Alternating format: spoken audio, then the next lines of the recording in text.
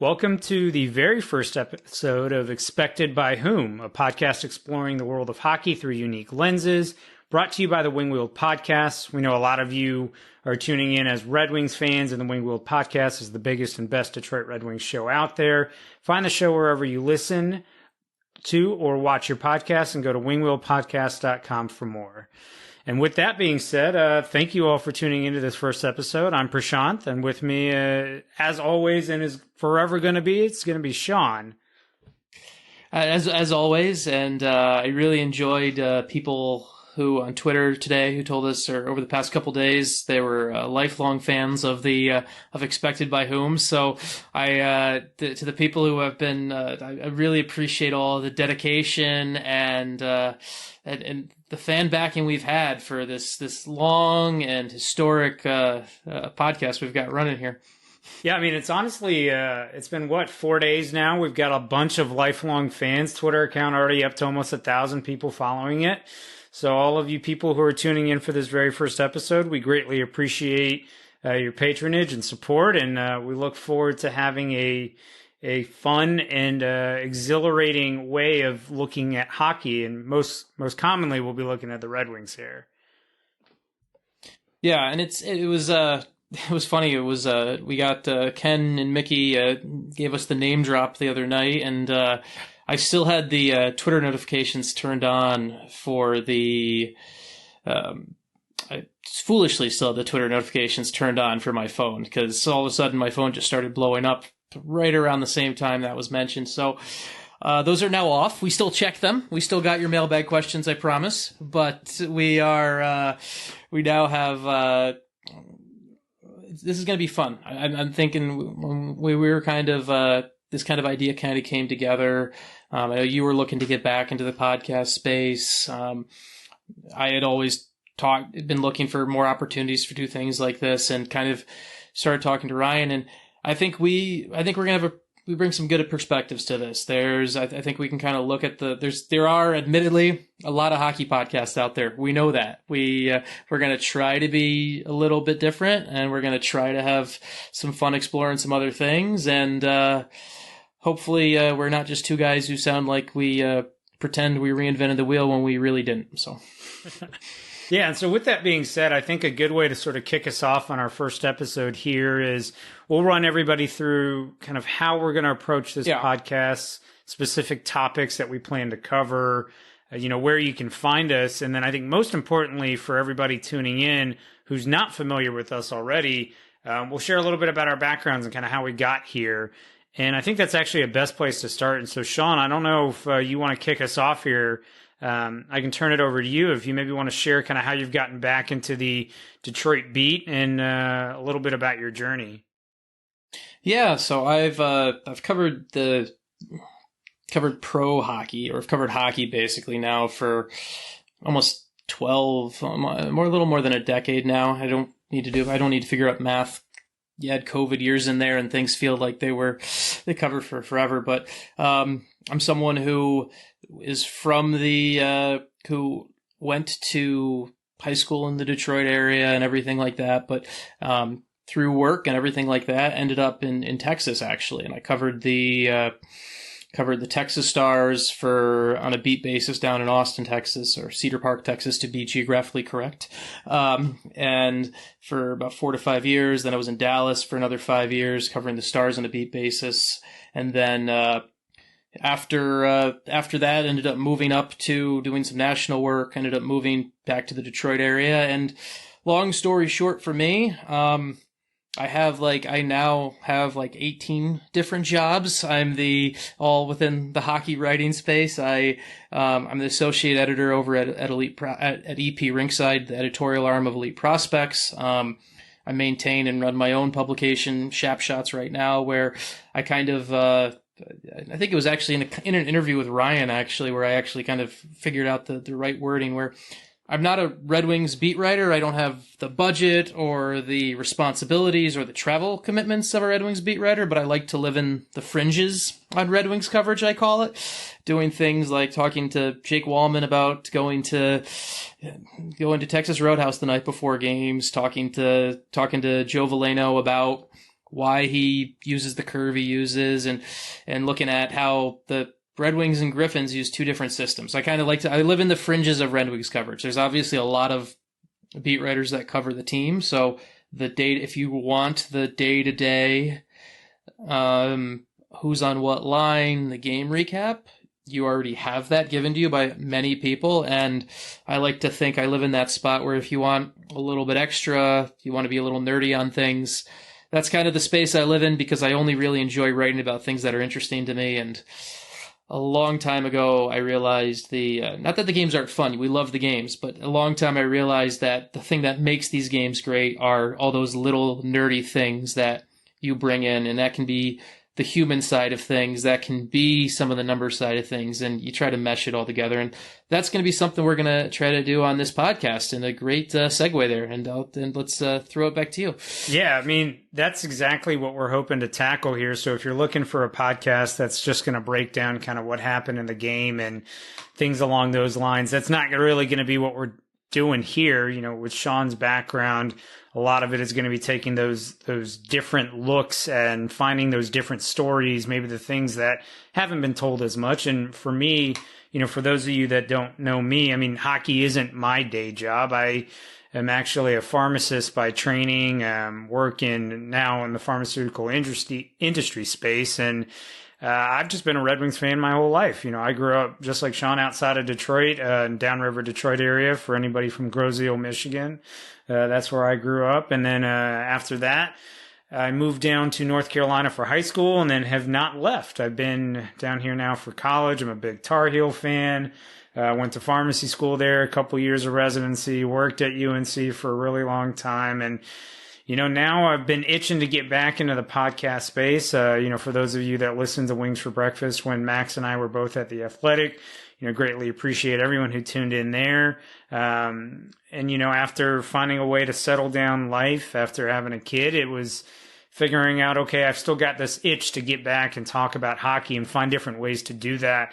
And Sean's just a natural partner for that, given that he's come back to this space and approaches hockey, again, with that same unique, you know, perspective that I'm always looking to do, whether, you know, for me, it's going to be more analytically inclined and more thinking about things conceptually in that space. And then Sean bringing a very different perspective on the human side, in addition to all of those nerdier things that people, you know, really care about. And so that's what we're hoping to really tackle here with this podcast. And that's a little bit about the both of us. And so in terms of topics that we'll cover, obviously it'll be those types of stories that we're hoping to go for. It'll be primarily Red Wings, but we're also going to talk a lot about the rest of the league, especially as those stories come up. Sean, I know you've still got great connections down to the Dallas area and a lot of those types of stories. And there's a lot of connections back to Detroit with Jim Nill being down there. So, you know, a lot of this is going to be Red Wings focused, but also having a broader scope of the NHL.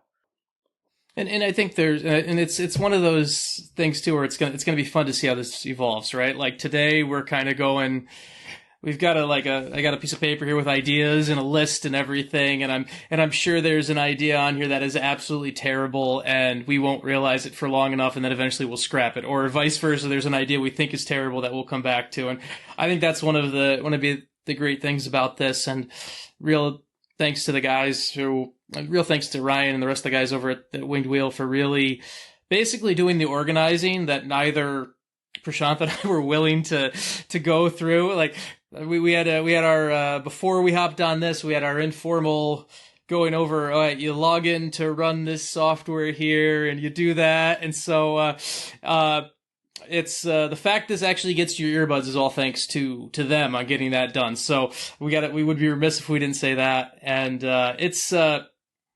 and the other thing about this, and I think this is this has always been something for me as a writer and now doing things more in the audio space and things like that, is it's always been, how do we serve the listener? How do we serve the reader? And I think that's another thing we want to be a real key for this is you have ideas you want us to tackle, let us know. You have something you're curious about that you'd like to see explored, let us know. I think that's going to be one of the real fun things about this space. Like, we've kicked around some ideas, like, for example, in future episodes, it might be fun to go through, you pick a various statistic or various analytic and go through some of the history for that and try to help explain it, help try to connect it with why it matters to a wider audience, or try to explain it in a way that hasn't been explained before for someone who doesn't look at numbers all the time. So we're open to your ideas. We're open to listen to you. It's definitely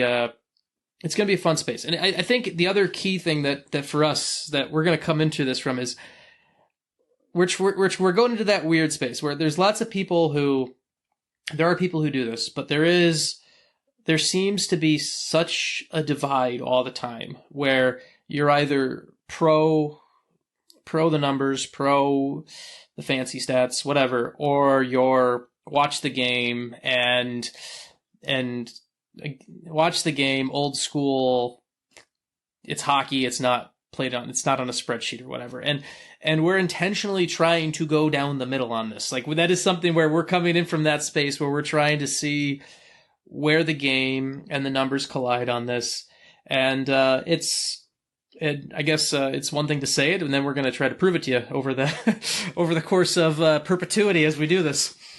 Absolutely. And so as Sean noted, ultimately this is a show we want to do for the listeners. And so we have ideas on how we're going to approach it.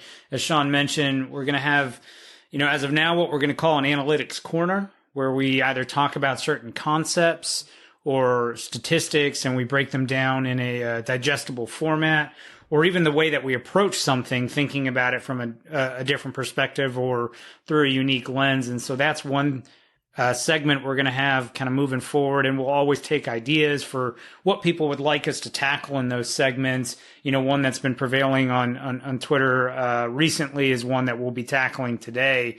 And then beyond that, the show is really open. We're going to have mailbags where we can take some questions. And as we sort of grow with the show and grow with you as the listeners, we'll come up with some other ideas and segments and kind of mainstays for this to move us forward. And so with that being said, we'll also be realistic and honest with you. Sean and I are both dads. Stuff happens in life. Our goal in terms of frequency of recording, we're going to try and be a supplement episode for you every week. We're going to try and have something at least once a week. But sometimes life gets in the way. Sometimes kids get homesick from daycare. Sometimes they pass that on to us. And sometimes we are very much required to be a part of that. And so we will do our best to be as consistent as possible with our recording. However, at this time, I don't think either of us is going to promise a specific day of the week, just that our aim is going to be to get you guys at least one episode a week. And so as this show grows and as we sort of grow in our personal lives and in this hockey life, we're going to find ways to bring this content to you. But just be patient with us and bear with us as we navigate those journeys.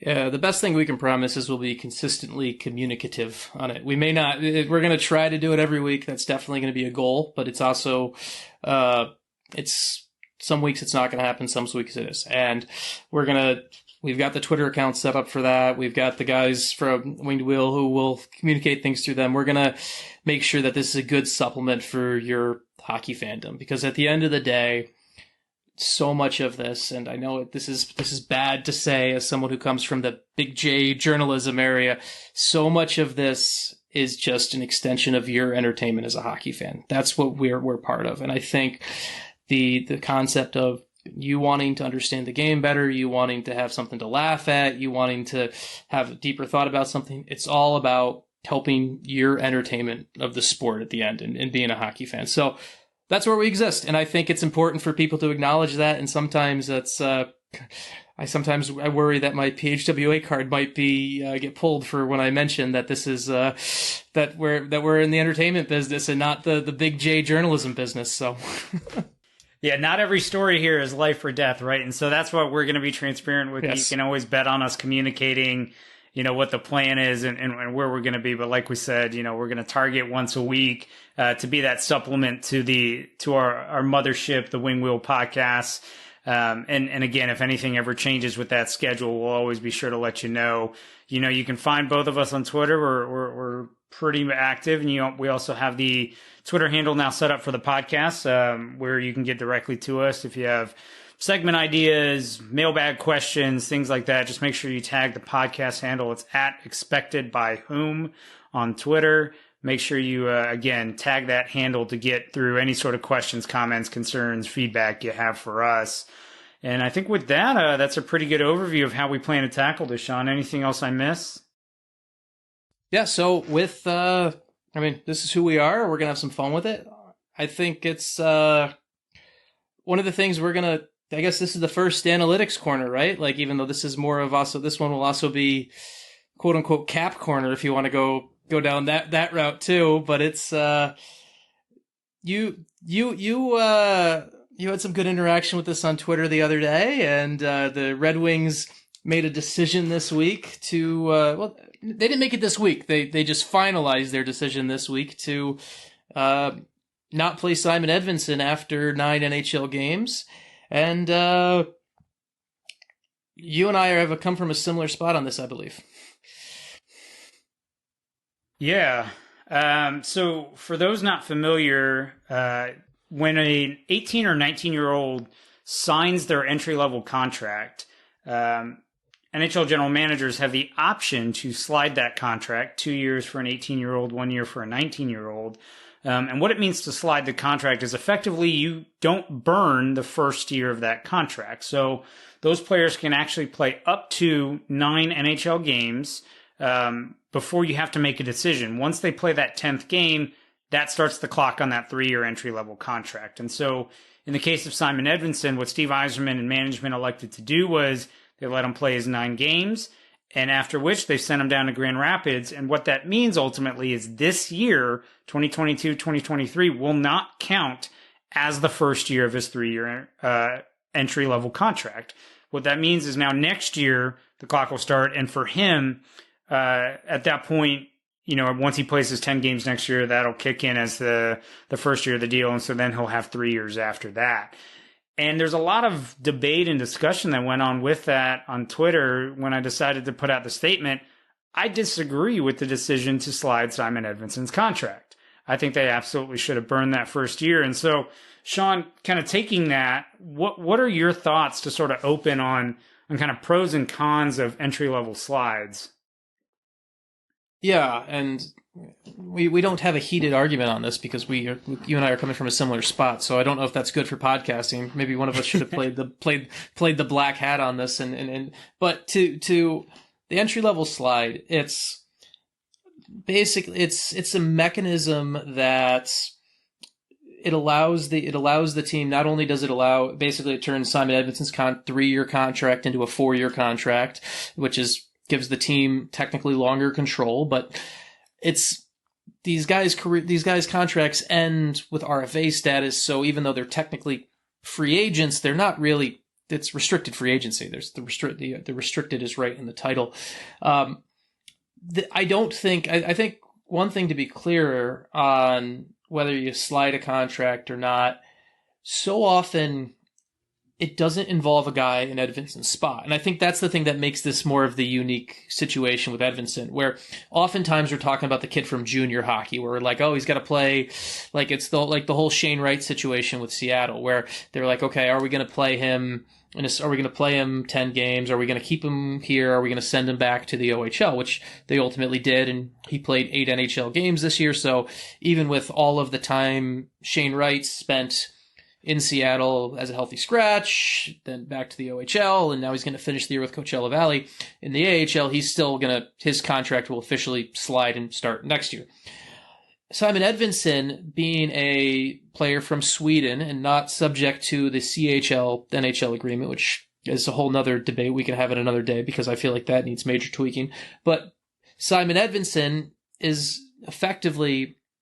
It wasn't the NHL or junior hockey. It was the NHL or the AHL. And so often we have this discussion about the slide and everything like that, where we're talking about, should this guy be playing within the best league of the world, or should he be playing against fellow 18, 19-year-olds? This one is more of a conversation of, this one isn't even a question of, should Simon Edvinsson be playing pro hockey or junior hockey? It's what level of pro hockey should he be at? And I think that's a big caveat that sometimes gets lost in this, because the Simon Edvinsson situation is not the same as all of the other ones. Just like I've heard people compare it to, and I'm going to use this guy as an example for another reason, but it's not exactly the same. The Cale Makar one, for example. Cale Makar's deal was not similar. He was a college player coming out. He had signed if I remember the correct terminology, he had signed a current contract as opposed to coming out of college. Cale Makar signed a current contract versus a future contract, which means by playing one game, which he did, he played in the playoffs with Colorado that year, he burned the year. And just like when sorry, did I get the right? Did I say the right Hughes brother in Vancouver? There's three of them. Yes. So when Hughes signed with Vancouver, he only played 5 games, but it burned because it was a current college contract coming out of. And that's so I think there's this nuance that we need to apply to the Edvinsson situation. And also I need to come out and say, like, I am not arguing for you should burn. In most cases, you probably shouldn't burn contracts. But when you're talking about a guy who is the 6th overall pick, who has played in a pro league all year, it's not a question of whether he needs to adjust to the pro game. He played in Grand Rapids all year. And he played in Grand Rapids all year. He dealt with COVID and food poisoning earlier in the year and had to get over that to get to the spot. But once he's come to the NHL, he had some rookie mistakes. He did. But he looked, and I've covered this league for a long time. I've covered the AHL on a beat basis. I've seen young defensemen come up, and I've seen, for lack of a better word, the prototype where there's the wild card. And Simon Edvinsson doesn't have that wild card of boom bust. Simon Edvinsson is the wild card of very good or boom. I covered the Dallas Stars. I covered Julius Honka. I know what boom bust looks like. I know the difference of when you're like, okay, this guy's either going to be all world or he's going to be back in Luleå in Sweden. Simon Edvinsson is either going to be a very good top 4 defenseman, or he's going to be an elite defenseman, based off what I've seen and watching him play. And with that in mind, giving him 3 years to prove he's an elite defenseman, and I'll throw this to you, makes it much more difficult to sell him on a team discount that you would be able to sell him on after 2 years. Yeah, so there's kind of what I'll do is I'll lay out the way I think about these ELCs and then bring it back to Simon Edvinsson. And so there's sort of 2 types of players you have to think about when it comes to sliding, and then there's 2 types of teams, situations that you have to think about. So starting with the 2 types of players, it's exactly what you just laid out there, Sean. Am I dealing with the boom bust guy, the guy who could come in and struggle and may end up completely flaming out of the NHL, or is it the guy who could come in and potentially light up the NHL and you're not really sure? There's a lot of question marks there. And then there's the player where you're talking about, okay, there's flashes of elite talent here, and I know at a minimum this guy's going to be an NHL player. The question is he just going to be an elite player, or is he going to be just a very good player like you just said? In my opinion, Simon Edvinsson falls into that latter category. You saw a lot of his abilities there with his skating, his reach, his ability to move the puck up the ice, his ability to carry the puck up the ice, his instincts at the offensive blue line and at the defensive blue line. There's a lot to really like about his game. Yes, there's still some things to shore up. There's still some coverage issues that he's got to deal with in his own zone. There's some decision making with, rushing the puck up. But by and large, there's nothing that's stopping me from saying this guy's an NHL player. And so there's sort of those 2 types of players, Edvinsson falling into that latter group.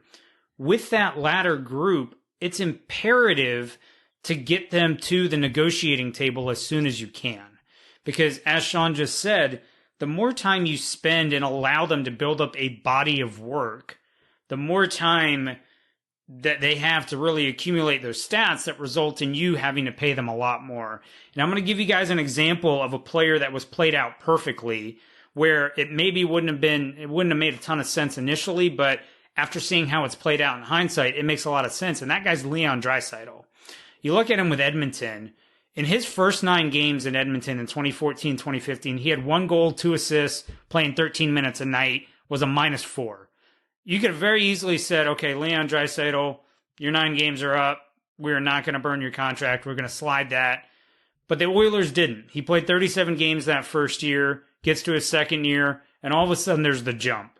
In that second year now, it's 51 points in 72 games. The third year, he's a point-per-game player. And Edmonton gets to sign him, actually coming off that 51 point in 72 game season, as opposed to having to start negotiations after a point per game season. And ultimately, Edmonton gets him at $8.5 million, which at the time a lot of people scoffed at. Now is a major discount with the way the cap moved. Yeah. And so Edmonton has the ability to have a guy like Leon Draisaitl at a fraction of the cost of what he would have cost had they signed him up potentially a whole year later. And even a Red Wings example is Dylan Larkin. Dylan Larkin having his contract burned immediately, being able to get him initially to that first bridge deal, again allowed the Wings to have Larkin cost controlled. And so those are sort of the types of players. And then the other thing I think is really important, as Sean mentioned, is that not in every scenario should you be burning contracts. And that comes down to team situation. If you're a team like the Tampa Bay Lightning, where all your stars are already paid, you've got money on the, already dished out to everybody, what you're interested in is cost-controlled players that can round out your roster. And in that case, Tampa is probably going to want to slide those players. They're going to want to find a way to keep those cheap ELCs available to be plugged in when they need them throughout their roster. You saw them do this with Ross Colton. You saw them bring these guys up throughout their dynasty run to be able to have those cheaper plugins. Same thing with Toronto. You've seen them do that a lot with their ELCs, bringing in Matthew Nyes now most recently. Like that's the method for Toronto to be able to do that. But in a case like Detroit, you got to get those stars locked up early to potentially where you have a scenario like Carolina, where Jacob Slavin's under a really team-friendly contract, where Brett Pesce's under a really team-friendly contract, and now you have money to go out and chase. So I think really in this case, with Edvinsson maybe being that potentially elite, if not very, very good defenseman on a team that doesn't really need to save the money for those ELCs, it sort of seemed like a no-brainer to me. They should have burned it. And it's also, to me, the fact you see defensemen, especially young defensemen, year 3 tends to be that jump year. And I'm going to use, and now I am not comparing, I always, player comparisons are terrible because it sometimes seems like, oh, you're thinking that. So there's 2 names that are going to come up. So first off, if you really look at Simon Edvinsson, and the dream is that he's Victor Hedman. That's the dream, right? Like he's 6'6", good skating, big defenseman who can be part of your core for the long time and help win Stanley Cups. He's one elite defenseman who you're talking about. We hope he can be that guy. And if you think he can be that guy, there's definitely going to be a spot where I don't even say gamble might even be the wrong word, but you can bet on you're going to get a much better team-friendly deal if you quote unquote gamble on each other after 2 years. The other extreme one, and it's just the perfect example of it.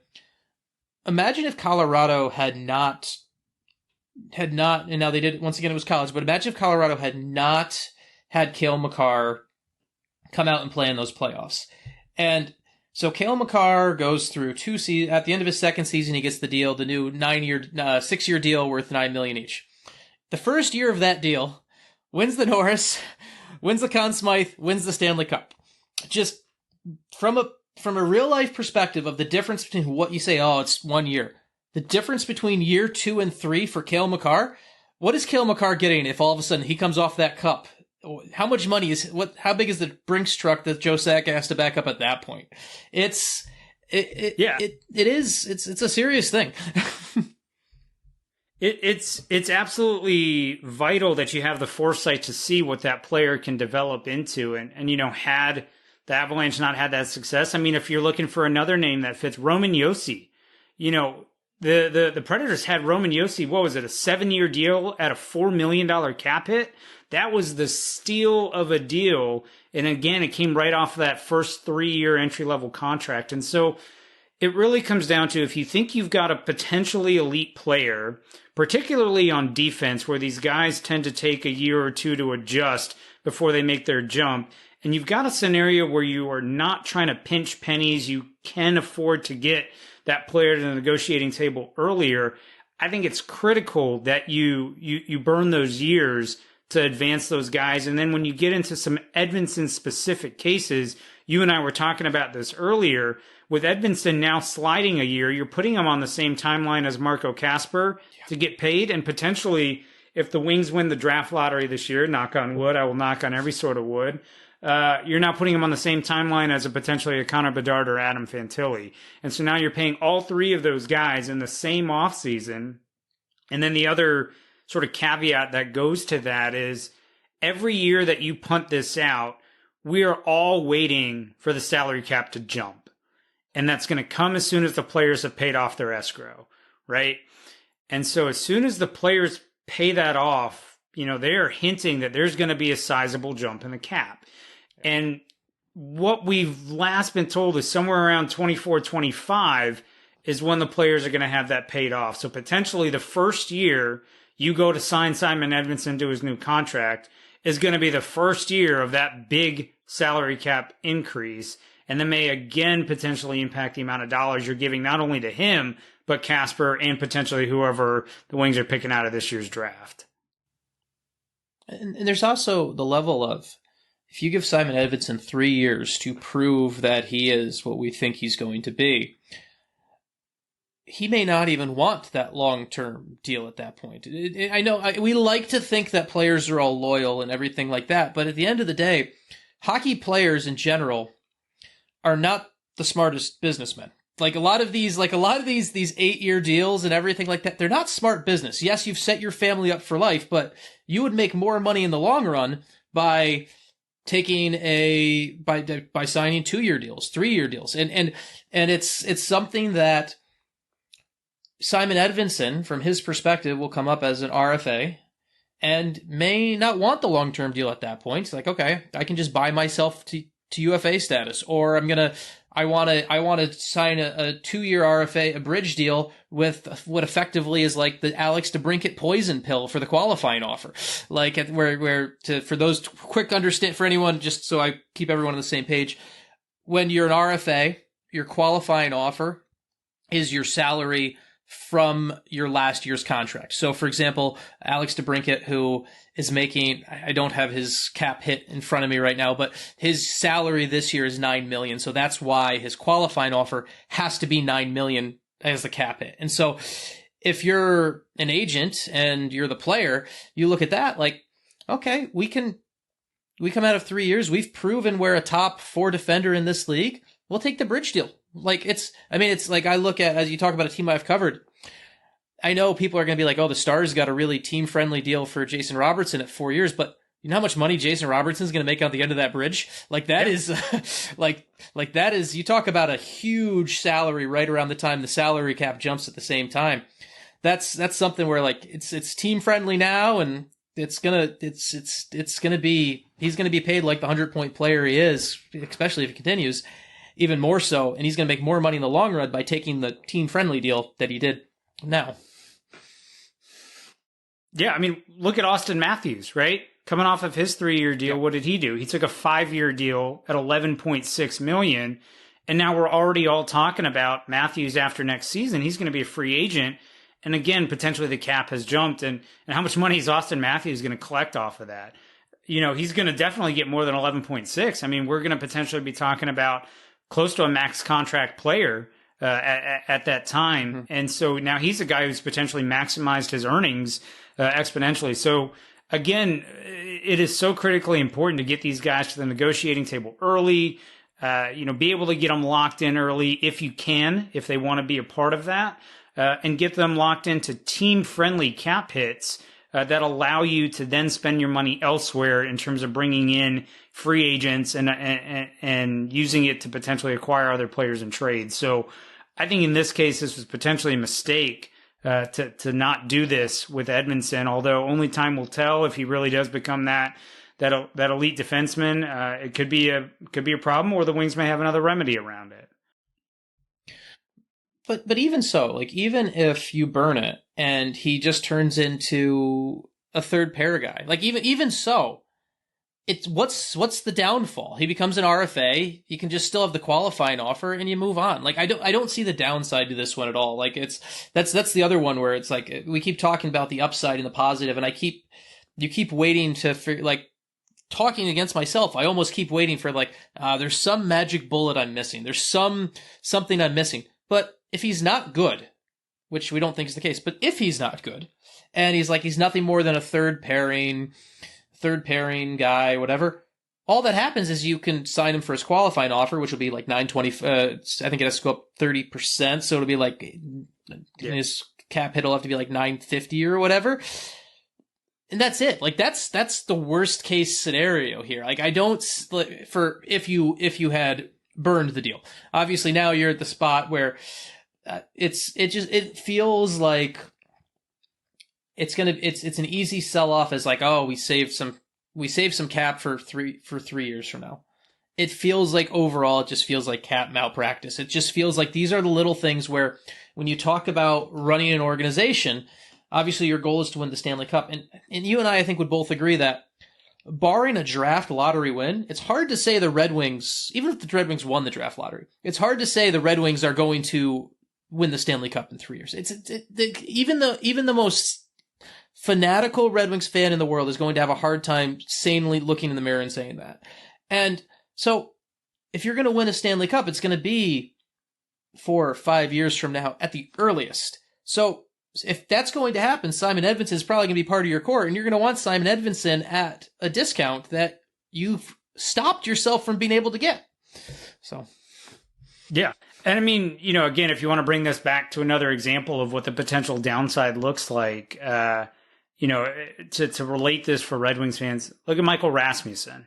The Wings signed him to his entry-level contract when he was 18 years old. They slid that first year. They had an option to slide the second year, but he was in that tricky spot where they didn't really want to send him back to the WHL, wasn't able to go to the AHL because of the rules, and so they burned the year. They played him through in the NHL, and ultimately, it's taken a while for him to develop, but when they hit the end of his entry-level contract, they were able to just sign him for a $1.4 million deal over 3 years, very low cost, very low risk. And now he's starting to blossom into a good player, the player a lot of people thought he could be. So really, going back to your downside case, there was not a lot of downside, if any, to going ahead and doing this with Simon Edvinsson. This is not the same as the Shane Wright situation where you were potentially worried about hurting him developmentally. This was a guy that came up, showed flashes, showed like he belonged, and we're really only talking about 2 more games in the NHL versus the AHL. There wasn't a developmental concern here in terms of hurting him like that. It really strictly was a business decision, and that's why I think, to your point, the downside, in our opinion, wasn't there. Yeah, and it's also, there's the other parts of it too, where like, and you want to get very micro. We've been talking about you want to get micro on this, like. He had some rough moments his last 2 games. And you talk about there's a natural human emotion we sometimes forget about with players, where if I tell you, he knows he's playing 9 games. He knows that game 8 and 9 are his last 2 games. And there's a natural pressure to that. Whether someone wants to admit that or not, that's his last chance to impress the coach he needs to impress in the fall right there. And there's a natural pressure to that. If he had just been allowed to play out the rest of the season like the rest of the Wings, all of a sudden Monday night against Dallas isn't his last game of the year. Okay, you make your mistake. Don't worry, kid. You'll be back in there. Like the other night, when the Wings are scratching in that back, I would have loved to see him play both games of the back-to-back, just from the pure element of like, let's see how he responds in the second game of back-to-back, because that's one of the big tests of a defenseman is how are you when the legs are tired and you got the second game of back-to-back and maybe the night before, how do you respond? Like, I would have loved to see that. And it's the other thing that the Red Wings don't even have too, and sometimes I can see the argument for it, where it's like, for example, the main reason the Blues didn't keep Joel Hofer up, and I know he came up to play, he came up and played last night just so out of injury concern, but main reason Joel Hofer went back to Springfield was like, okay, there's AHL playoff games, there's an AHL playoff push to go. Grand Rapids is bad. Like, I hate to, it's just the reality is there's no space where it's like, oh, well, he's going back to Grand Rapids to help them get in. no, Grand Rapids was a bad team this year, and it's not like him playing against, I think they play Rockford tomorrow night or something like that. Him playing against Rockford. Actually, he could have still played against Rockford tomorrow night. He could have played tonight against Tampa and played Rockford tomorrow night. He could have still done that too. So Yeah. I mean, honestly, from our perspective, I think we've laid it out here that in this case, it probably would have made a lot of sense to burn that first year of the entry level contract, but we will certainly see how this one plays out, how this develops, and if the Wings ultimately regret down the line not getting Edvinsson locked up 1 year earlier. But with that, I think we can conclude our first analytics corner, talking about the pros and cons of entry level contracts. And so, if there's items or statistics or topics you want us to cover and tackle from this perspective, as always, please feel free to send them in to us, either on Twitter, to either of us individually. You can bug the Wing Wheel Pod folks.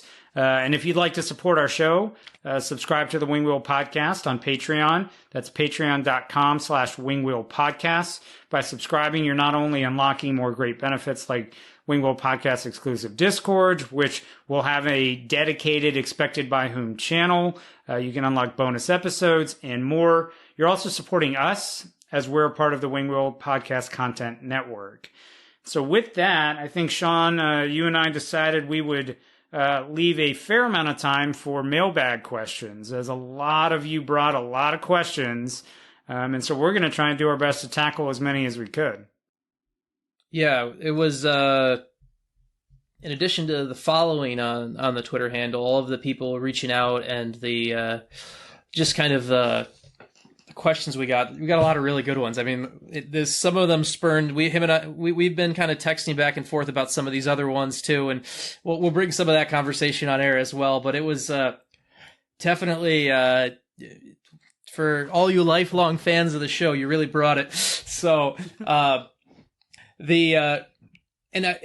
I kind of split this. We had a bunch. We've got so many questions. We're not going to be able to answer them all. But I did kind of try to split them up into make sure we at least went from we kind of came across a couple different themes. And so, even if we can't answer your question directly, hopefully we answer one that kind of falls across the same elm. And so, I'll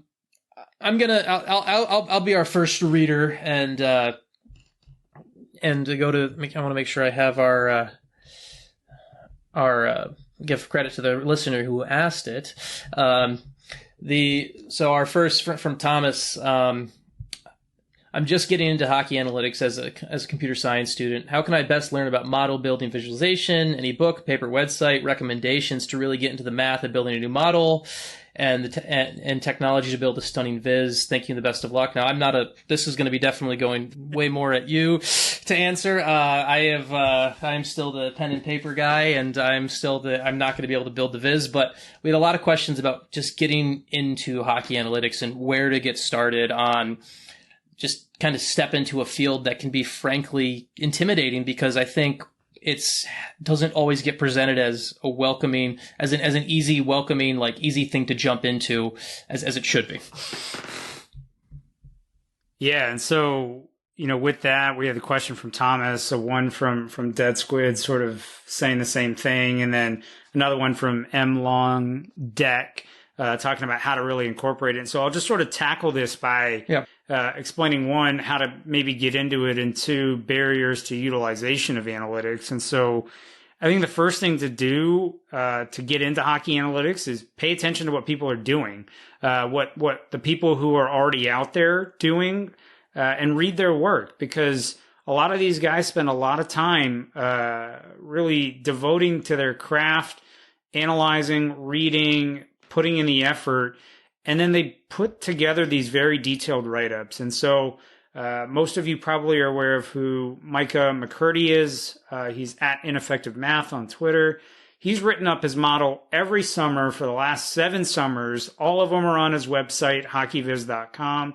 And he will get into all of the math you never wish you had seen, far more than you ever wish you had seen, on his site. For those of you that are familiar with goals above replacement, the Evolving Hockey twins, that's Josh and Luke Youngren, they run their website. They have a 3-part write-up of their model where they go through every decision they made that goes into that model. And so really the easiest thing I can say is start there, read what they did, understand what they did, take the time to understand every decision and how it impacts the model and what the results would look like. That's not going to be any sort of replacement for, there is no replacement for doing that, for doing the work and putting in the time there. And that's where you can start to figure out where to go from there. And as far as data visualization, it's again, more the same thing. Study the people that do great work. So for me, for my money, Dom Lucian is the best in the business at The Athletic in terms of creating innovative and new ways to present information in a digestible format. Pay attention to the decisions that he makes, how he chooses to use the numbers, even the colors, the text, the fonts, the white space. Pay attention to that. And then from there, you sort of just got to pick a programming language and go with it. I'll give you my plug for R. That's what I use. That's what I do. A lot of people will tell you probably not to use that. But I think it's the best way to go through data visualization. And so hopefully with that, that's helpful. But as always, if there's more questions beyond that, you can always feel free to DM me on Twitter, and I'm happy to answer more in that respect. I think another thing that happens, and I think the visualization stuff has actually done a really good job of breaking down some barriers in some recent years, because I think there's one of the biggest issues, the barrier in the entry point, and it comes from the people covering the game. It comes from people covering the game not wanting to understand. And it's overly cliched, but it's true. You get a lot of the journalists a lot of hockey journalists who I suck at math. One time I was on the PDO cast and Filipovich just told me how him and his friends were just texting about how bad I was at math trying to add simple numbers together. So, but there's a couple entry points that need to and they're slowly being broken down. And I think the visual models really help, because it's now something where when you go and you see the things that look, the heat charts and things like that, and you start to see that and you start to okay, well, this is how this applies and this is how this connects. And too often the coverage of the game becomes, it's not about why it happened. It's not necessarily about why and how it happened. Too often of the coverage of the game particularly becomes what happened. And it's part of that is it's kind of a chicken or the egg thing, where for the longest time that's how people were told to write. Okay, well, so and so scored in the 16th minute, and so and so made X amount of saves, and we don't get asked to go deeper. Where in football, an NFL game, right?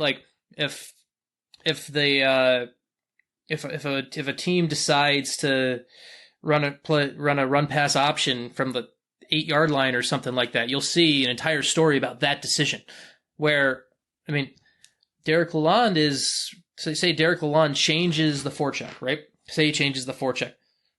He'll never be asked about it. Right? It's just at the end of the day, it's one of those things where the daily coverage of the sport doesn't incorporate that. So it's kind of what's made some of these other, I want to look at the game from a nerdier level a little bit harder to access because of how the coverage has gone. And then the other part of it is teams have leaned into that too, right? Where the teams have done a very good job of hiding what they know because they think it's state secrets and everything like that. To me, the biggest part about analytics, and if you ever wanted a really good way to, and anyone can do this at home, if you really want a good way to appreciate and learn more about the game, pick a stat and just go track a game. Just not suggesting do it all the time. Obviously, Schnazder does it all the time, and he is doing the Lord's work. But if you go and you pick an NHL playoff game or whatever, just pick a stat. Hey, I want to track. I'm curious about zone entries, or I'm curious about passes across the slot, or whatever you want, or breakouts, or whatever. Just watch a game and track it, and just do it. You'll actually realize how much more you pay attention to the game. I think people don't that's the other thing that's crazy about this: the watch the game versus the stats people. The people who watch the game more are the stats people. The amount of people who I sometimes hear arguing for you need to watch the game. They're the people whose head is buried in their laptop in the third period in a 1-1 game because they have to write a lead. Those people aren't actually watching the game in depth.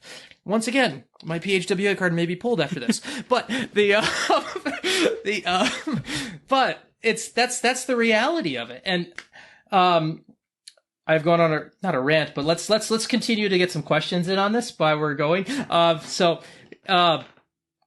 It's actually this was a great question here of obviously new thing, but is it 99% purely a hate change and new things you don't immediately understand? Like that is a lot of it. That is a lot of but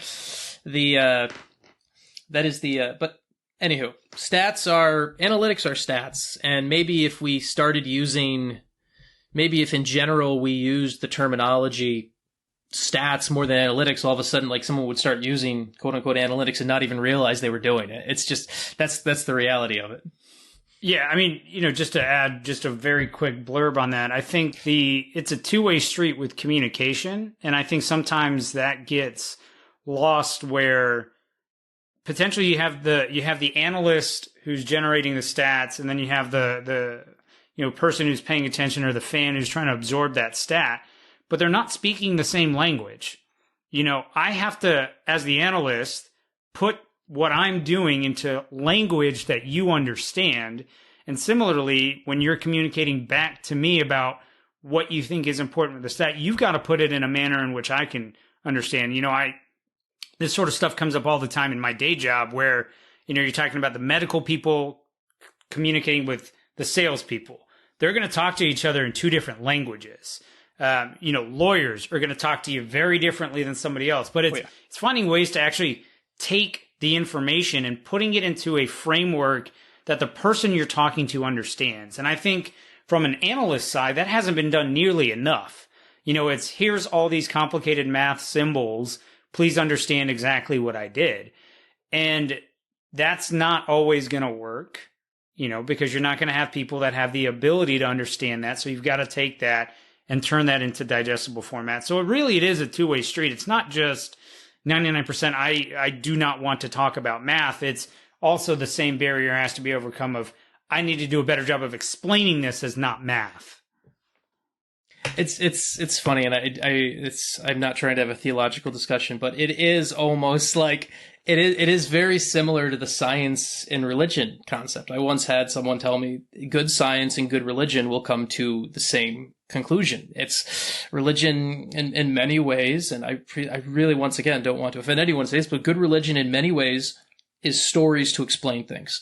And then science comes along and becomes in throughout history and starts to explain things in a more in-depth molecular way and more in how it came. And the two things can coexist, but so many times it becomes, well, I believe this or I believe that. And that's really, it's almost like if hockey is the religion, right?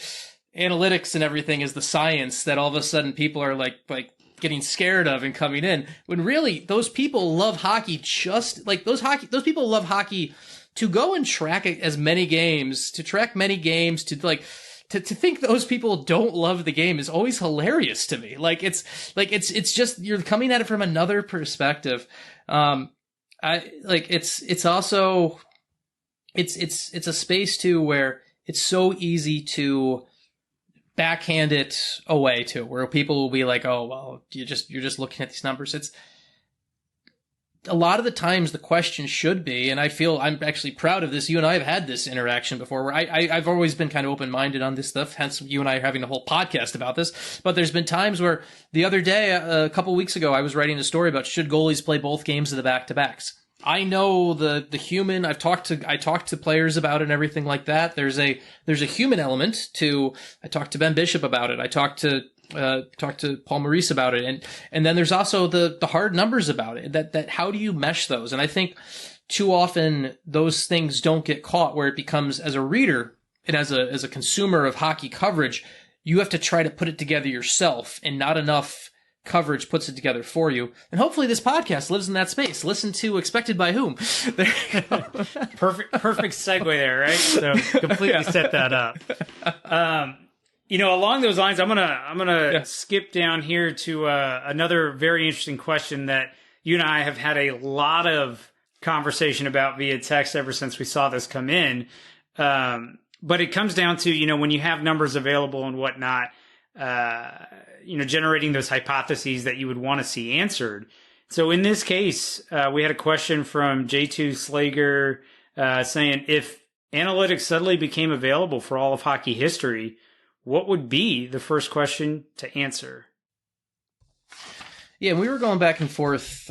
You and I were texting back and forth about this. For me, being a big goalie nerd, and there's a couple things but the one, I'm being a big goalie nerd. I actually have it's not in my background, like you have your Lidstrom jersey there. Actually, in my office, if I swiveled my camera, I have a Tretiak jersey framed in my office, actually. And, but it would be, I would love to get a better understanding of the historical, of how good certain goalies were. And I'm sure there's certain goalies that if they had played in an era where we tracked this, they would get more credit. And I would love to, and I jokingly labeled this on our run show, the takedown of Ken Dryden. Like, I would just love to be able to see, and maybe Ken Dryden is as great as his legacy is. And obviously he wrote one of the most well-known hockey books of all time. He won so many Stanley Cups, but I found this whole, and maybe you talk about a summer project, you talk about something that maybe we go deeper down at some point. I always go back to considered one of the greatest games in NHL history, Red Army versus Montreal Canadiens, New Year's Eve 1975, 3-3 game. Greatest game of all time. The shots were 38-13.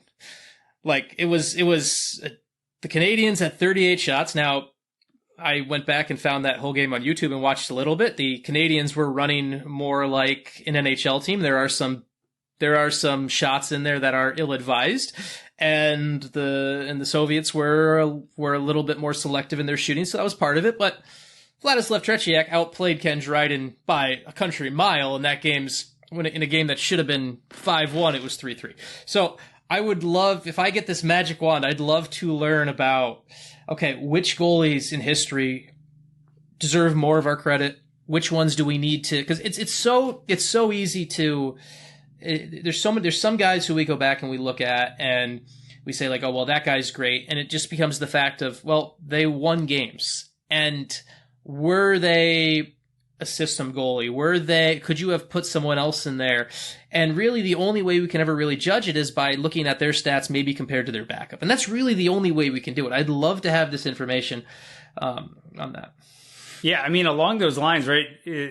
We talked about is Ken Dryden a system goalie? Jokingly saying that. Please don't come after me, Montreal Canadiens. Yes. But we've had that conversation a lot in Detroit as well with Chris Osgood. I mean, we're talking about a goalie that has 400 wins and is not in the Hall of Fame, and may likely never get in the Hall of Fame because people refer to him as a system goalie and that you could plug anybody in. On a larger scale, there's been conversations about this with Martin Brodeur and playing behind the Devil's Trap, and that Devil's neutral zone trap, basically made it so that Brodeur faced 20 shots a game for a large part of his career. And yeah, if you stop, 19 of 20 shots, you're going to look pretty good every game, especially when a lot of those are coming out from far distance. But I think for me on the other side is not necessarily that, but going back to your original point of who would actually look better, we have very little data available for some of these goalies way back when. But there's two guys that I think that would look a lot better in the data, and it's Tony Esposito and Bernie Parent. And those are two names that never come up when you're talking about the top three goalies of all time. Maybe you'll have some people put in Bernie Parent. But if you go back and you look at the limited statistics we have available, one of them is goals saved above average, which basically looks at, if you applied league average save percentage to all the shots faced by that goalie, and then you look at how many shots that goalie actually saved, how many goals did they save above a league average goalie? And the number one goalie of all time, if I ask most people, they'd get it wrong. It's not Dominik Hasek. It's not Patrick Waugh. It's not Martin Brodeur. It's Tony Esposito by a country mile, by about 80. And then actually in fourth is Bernie Parent. And so those are two guys who I think if over time never really got as much credit back in their eras as they probably should have. And that'd be the first thing I'd want to go back and look at. I'd also, we were also texting about this. There's some defensemen that I would love to get a better idea of who who are the ones that maybe there's some obvious ones, like for example, and as someone who spent some time in Dallas and has gone back and watched a lot of video on him when I worked on a book, Sergei Zubov, who is, I think, is someone who he is in the Hockey Hall of Fame, but someone who, because he played at the time as the greatest defenseman of all time, he never won a Norris.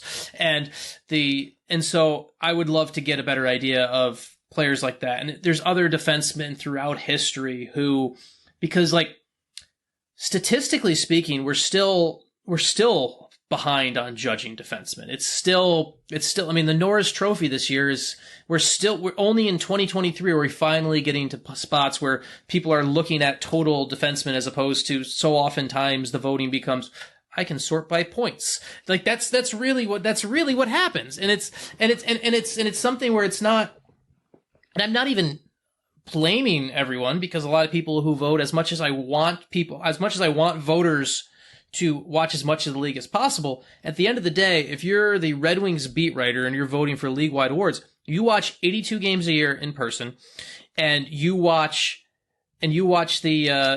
see the Red Wings all the time. You see how players play against the Red Wings all the time. Your view of and I'll use an example of a guy I used to cover who I think is incredibly underrated and is finally having the points this year in Miro Heiskanen, who Miro Heiskanen is someone who, it was like in his rookie year, he had his worst game of the year when we were in New York at Madison Square Garden. And it's like, it's the only game of the year that the New York media is going to watch. And so it was the one where it's like, I remember when, and I'm not saying he should have won the Calder that year, but you looked at the ballots and they're like, and you look around and you're like, you saw him one game, you didn't watch. And so I think a larger acceptance of using this data can guide people to at least make their own conclusions in the first place. Like, you look around, and I think there's people who we see him play quite a bit. We saw him play all season, but there's someone who, if you didn't watch the Red Wings all season, and now I feel like I've covered the Jake Wallman story very well, but if you didn't cover the Red Wings, if you didn't watch the Red Wings all season and you're looking for a defenseman, like, oh, who's someone I need to give more attention to, you could look at things like expected goals for. You could look at things like that and be like, okay, maybe I need to see what Jake Wallman's doing. And I think there's so many things like that where, and that's even in current day. And I can only imagine going back where there's guys who, there's players who probably never got their due because we didn't have the data available. We didn't have the space. So yeah. I mean, that's exactly it. A guy everybody in Detroit would love to go back and look at is Vladimir Konstantinov.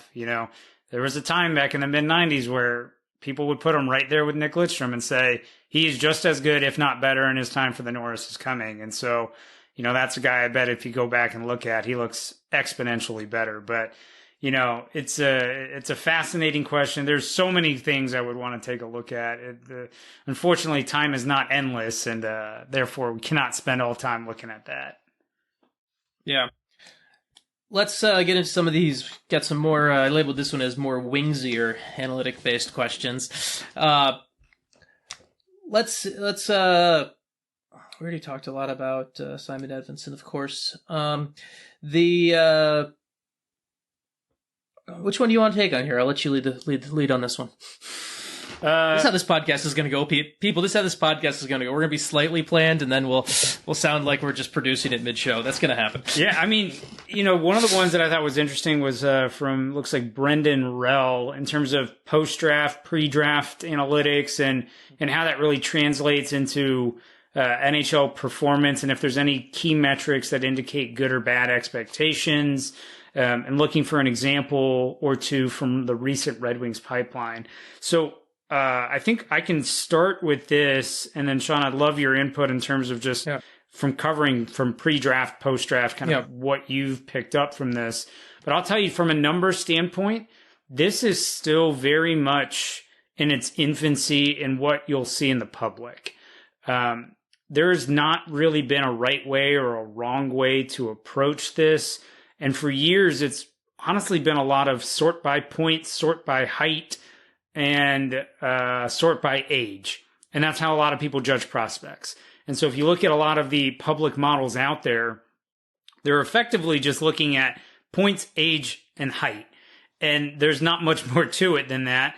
And that'll help you pick up some of these players. You know, a guy like DeBrincat probably doesn't go 35th overall or whatever it was, you know, if with that, because he was such a prolific goal scorer. A guy like Cole Caulfield, you know, is exactly the example. And he goes 20 picks earlier than DeBrincat went, being a similar size, but similar prolific goal scorer. So there's not a lot out there. You have to really work pretty hard to find it. There is some decent data for some of the European leagues like the SHL, Liga, KHL, but there's nothing that's really publicly available. If you want it, you're going to have to go out and get it yourself, create your own models, and do all of that. So I can't really say that there's any key public metrics that are out there that are going to really help you look one way or another.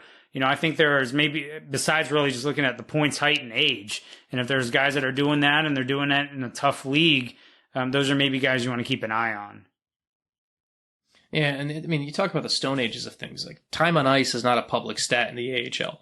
Like in the second best league in the world, or we could have that whole debate too, but the best development league in the world, quote unquote, the time on ice is not a public stat. Now, I have access, because of one of my jobs, I have access to Instat, and I have seen time on ice for some things. I'm able to see some of that, but it's still also not standardized. So it's hard to.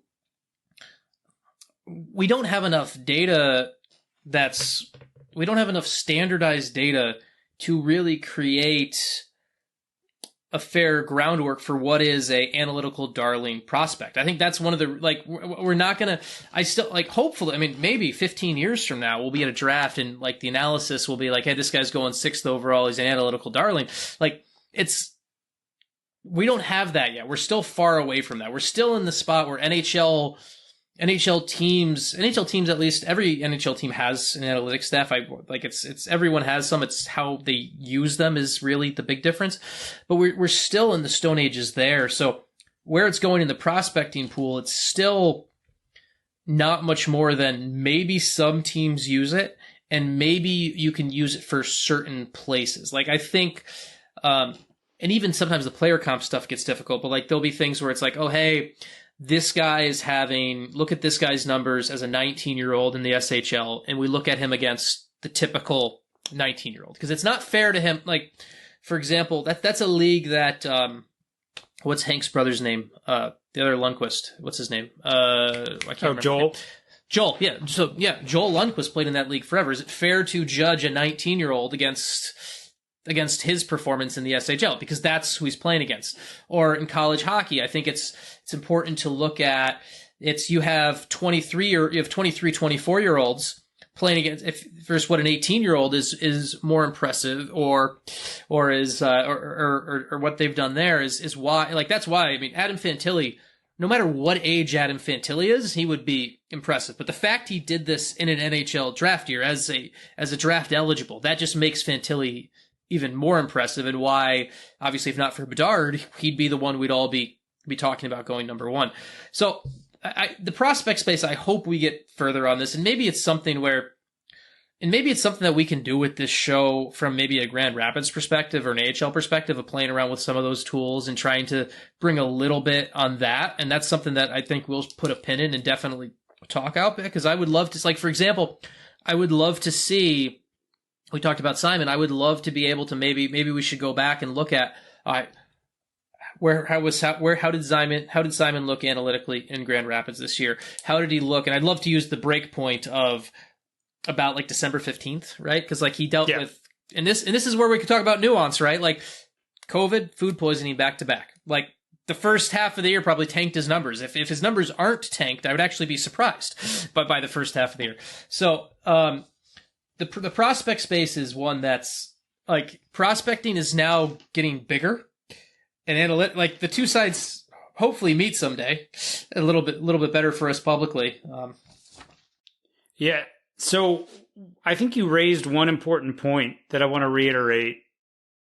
And the point that you brought up that I think is so critical is there's not standardized data across the leagues. And I think that's the unique challenge to hockey, is there are so many minor leagues. There are so many feeder leagues, right? That doesn't exist for any other sport.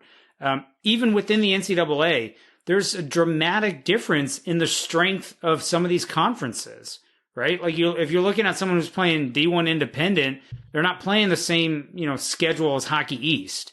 And that's a dramatic difference. You look at the USNTDP kids who get to play against the NCAA versus kids coming out of the USHL.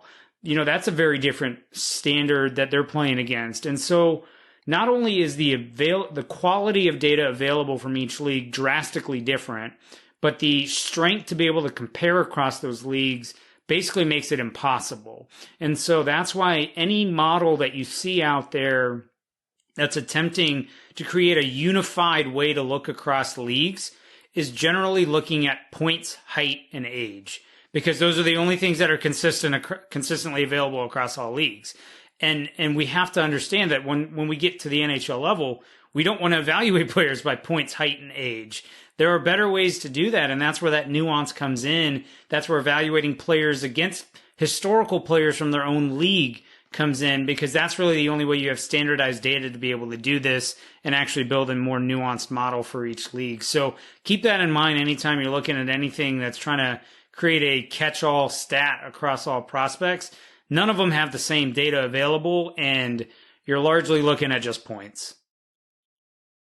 And you talk about standardized data being an issue too. It goes even larger up, where NHL data is not standardized, but like it's technically defined. But like the greatest example of it, and it's one of those where it's fun because we can rip on this stat because it's not one that you really should ever take seriously one way or the other, is hits, right? The definition of a body check, the definition of a hit by the rule is a collision, and I'm paraphrasing exactly, but someone can look this up for me, is basically the definition of a hit is a contact initiated by one player that forces separation of the puck. It is not like a check is not a hit. When like one of those reverse hits, like for example, like one of those like big reverse hits in the corner where like the guy comes in and Sider will throw the reverse hit and he'll hold on to the puck. That's not a hit. Like that's nothing. Statistically, it's nothing. Now, some buildings will count it as it's just like if a shot hits the post, it's statistically nothing too. But but some buildings, the guy up top in the stairs will market them as a hit, put it in a spreadsheet. In Vegas, almost every single collision is a hit. In some other buildings, it's not a hit. And then you also have the same issue with shots too, where there's some buildings where goalies feel like they're short shrifted about 4 to 5 shots a game because they'll have made a flurry of saves and they'll give the people up top will give them one save as opposed to also stopping that in the rebound and everything like that. Like standardized data in hockey, and this is the thing where one thing that the heavy anti-analytics crowd will come out and say is that it's not baseball. You can't moneyball it. And baseball, and I will give them on a level. It is not baseball. Baseball, like football, has standardized stops and starts that you can use to isolate incidents. That doesn't mean that you can't find the data. We just have to be better at using it and analyzing what's worth and what. So, moral of the story, if you're going to a hockey game, you see the number of hits up there. It really, I would love to, and I'll never be allowed to do this. I would love to like go to all 32 arenas and just ask the official scorekeeper, can you define a hit to me? And I'd love to see how many different definitions of a hit I get. So, oh yeah, do the same with giveaways and takeaways while you're at it. So, oh yeah, like. I love when giveaways and takeaways match exactly, because like that does not. If you gave it away, you gave it away. If like both can happen at the same time, but there's no way they should be exactly the same. They should not match perfectly. Like there's sometimes it's just taken away. Like Pavel Datsuk's career, the amount of times like the guy wasn't trying to give it to him, Pavel just took it. So it's that's exactly it. So. Moral of the story, like you said, Sean, there's a lot of variability. I mean, even for a while, MSG used to inflate Lundqvist stats by putting the shots closer than they actually were. And now we have to actually adjust for rink bias for some of those things. So it's all crazy, but we're coming up on an hour and 15 minutes here of a lot of rambling from us. And so I think with that, we'll probably tap out here. I think Sean and I are going to take some of those questions that you guys put for us. We're going to divide them up, try and tackle them in a mailbag separately. So for Sean's, you'll find his on Shap Shots. For me, you'll find it on the Wing Wheel Pod website. We're basically going to try to get to as many of these questions because really there were so many good questions. Tried to group them into similar topics so we could get to as many as possible. But whatever we didn't get to, we'll make sure we try and hit or answer in some fashion over the next few days. For sure, it's going to be fun. I mean, I will say, let's give just to give one more. Let's pull it from the grab bag of this because I'll give two people on things because I know one is and this is an important one. What is your favorite bang for your buck bourbon? Oh, that is a really important one. That's an easy one, though. Yes, yeah. The easy one, you get Old Granddad 114. I think it's $22, 114 proof, impossible to beat, always on the shelf. That and those are the important life lessons. And then to end it actually on a hockey question, real quick, and once again, none of these will be quick because we like to talk. There could be, and I'll make this a yes/no question. There could be 14 NHLers with 100 points this year. Do you think any current player on the Red Wings roster or in the system will have a 100-point season in their career? Yes or no, a current Red Wing, not necessarily, obviously we don't know if they've won the draft lottery. So a current Red Wing, anyone on this in the current Red Wing system will have a 100-point season in their career. Yes or no? I'm going to say yes, and I'm going to say Dylan Larkin. Because at some point you put enough talent around this guy, he's going to get there. I mean, he's not far from it. I mean, you look at the way the Oilers' power play has been clicking at 33%. Ryan Nugent-Hopkins is going to hit 100 points. Like, that's crazy. And so I think if you put enough talent and you give him enough opportunities around there, he'll get there. And so I'm gonna say yes to that. I'm going to say no, and this is not a take on Dylan. This is just looking at over the course of eras, the Dallas Stars had their first ever 100-point player. In the years when Madonna played with Brett Hull and Joe Nieuwendyk, none of them had 100 points. The Devils, Hughes set the franchise record with 97 points this year. Obviously not the most offensive team, but still a team that won 3 Stanley Cups. So for that reason, and it's not a hit against Dylan Larkin at all. It's just a concept of, I think 100 points, even though there's going to be 14 this year, 100 points is really tough to hit. It's something where and so I'm going to be the curmudgeon on this one and say no one on the current roster. Now, if they win the draft lottery, my answer will clearly change. All right. Well, now that we've disagreed, we have to end the show. Yes. All right, everybody. Well, we appreciate everybody tuning in to the very first episode of Expected by Whom, produced by the Wing Wheel Podcast. Again, that's Expected by Whom, produced by Wing Wheel Podcast. If you've got